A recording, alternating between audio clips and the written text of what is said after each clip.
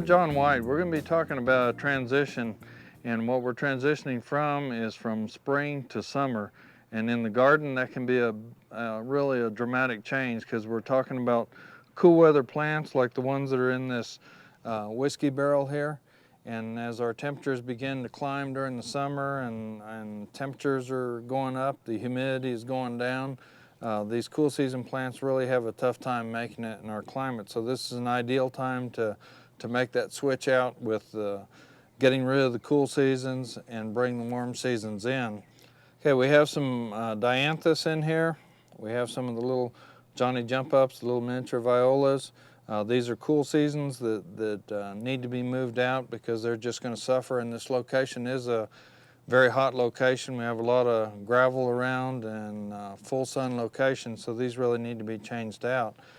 And when we're working with containers, we can easily pull these out. We do want to make sure our soil mix is adequately moist and there's enough there. We want good drainage in these containers. With a whiskey barrel, a lot of times you can lose the water through the cracks in the wood, so sometimes you may need a liner to keep the moisture in. You want to make sure there's good drainage in the pot. You can go ahead and use the same soil as long as there isn't any disease problems, and then some of the warm season plants like marigolds, petunias, you can even use some of the ornamental grasses, say a purple fountain grass or a regal mist could be used in it also and mixed in with a lot of color. So that'd be some ideas you can do with some of the different color pots. So hopefully that should give you some ideas on what to do with some of your cool season containers. Change them out. You might want to stop by your local nursery and pick out some nice colorful warm season plants to put into that container.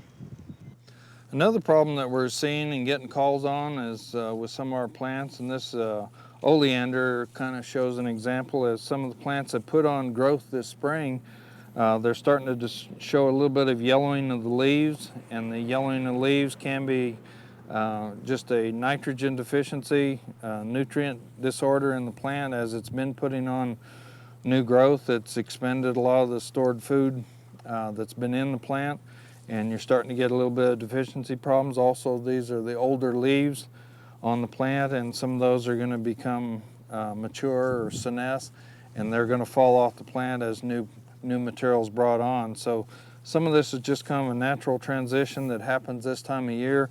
If it's real excessive, then there's probably a sign of some kind of stress, maybe a water stress, or like we mentioned, a nutrient stress where maybe you're not been feeding the plant well, and it might require a little bit of fertilizer put around it, and then just kind of pay a little closer attention to watering detail. But oleanders are pretty drought tolerant and do quite well in the area, but other plants like pittosporum, pyracantha, even the japonicas will start to probably show some yellowing this time of year. So again, it's not a great big problem to worry about, but it is something we're seeing, and people are questioning why this is happening. But again, it's just a natural thing that happens.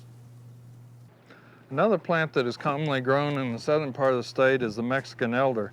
And the Mexican elder, if you've ever had one, you know that it does go through a summer dormancy, and we're starting into that period right now. So as the blooms begin to fade off, we get a little bit of berry production, but some of the old blooms will begin to fade, and as you begin to look into the center of the plant, you begin to see some of the leaves that are beginning to dry and yellow. You'll see some spotting on them. And as we go into the 100-degree temperatures, this is very common on Mexican elders.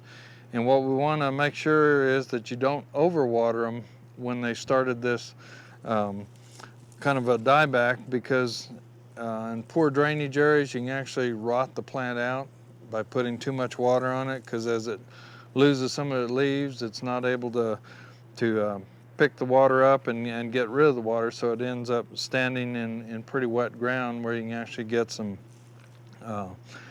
rotting problems. So if you have a good draining soil, again, water a little bit further out. When you do water thoroughly, and a lot of times that will help carry the Mexican elder through the summer. But if it's a real hot location, it's a little bit water stressed, then you begin to lose the foliage on it. But again, that's somewhat of a natural process with Mexican elders here in the southwestern part of the United States, and it's a lot of times very hard to stop. It's just something, and it happens, and it starts to pick back up its growth in the fall and next spring, so it looks good. So you just have to live with it as it goes through this period of stress.